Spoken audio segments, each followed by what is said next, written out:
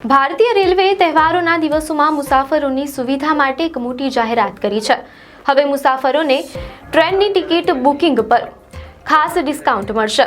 તહેવારોની સિઝનમાં મુસાફરોની ભારે ભીડને ધ્યાનમાં રાખીને રેલવે રાઉન્ડ ટ્રીપ પેકેજ નામની એક ખાસ યોજના શરૂ કરી છે।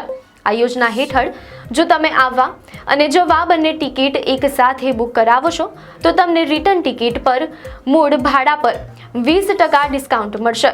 આ યોજના આગામી 14મી ઓગસ્ટથી શરૂ થશે। આ અંતર્ગત તમારી જવાની ટિકિટ 13 ઓક્ટોબરથી 26 ઓક્ટોબર 2025 વચ્ચેની હોવી જોઈએ અને પરત ફરવાની ટિકિટ 17 નવેમ્બરથી 1 ડિસેમ્બર 2025 વચ્ચેની હોવી જોઈએ।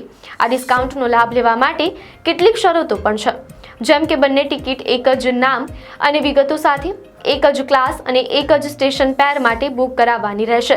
ખાસ વાત એ છે કે રિટર્ન ટિકિટ બુક કરાવતી વખતે એડવાન્સ રિઝર્વેશન પીરિયડ ARP નો નિયમ લાગુ પડશે નહીં, પરંતુ ધ્યાન રાખવું કે એકવાર ટિકિટ બુક થયા પછી તેમાં કોઈ ફેરફાર કે રિફંડ મળશે નહીં।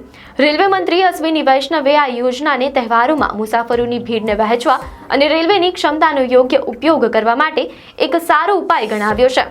જો કે એક જ માધ્યમ એટલે કે ઓનલાઈન અથવા કાઉન્ટરથી બંને ટિકિટ બુક કરાવવી ફરજિયાત છે।